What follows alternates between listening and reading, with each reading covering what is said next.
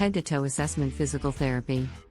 Here is a general overview of a head-to-toe assessment that a physical therapist might perform during an evaluation.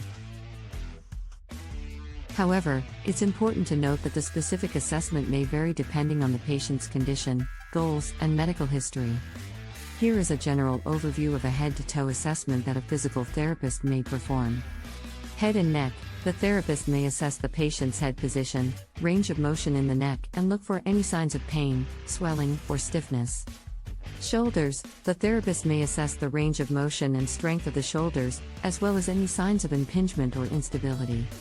Arms. The therapist may assess the strength and range of motion in the patient's arms, as well as any signs of pain, swelling, or weakness. Hands and wrists. The therapist may assess the strength and range of motion in the patient's hands and wrists, as well as any signs of pain, swelling, or weakness. Spine. The therapist may assess the patient's posture and alignment, as well as range of motion and any signs of pain or stiffness. Hips. The therapist may assess the range of motion and strength in the hips, as well as any signs of pain, instability, or weakness. Knees. The therapist may assess the range of motion and strength in the knees, as well as any signs of pain, instability, or weakness. Ankles and feet. The therapist may assess the range of motion and strength in the ankles and feet, as well as any signs of pain, swelling, or weakness.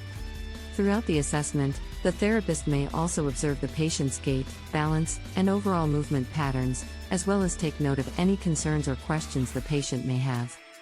Based on the assessment findings, the therapist may develop a treatment plan that includes exercises, manual therapy, and education to help the patient achieve their goals and improve their physical function.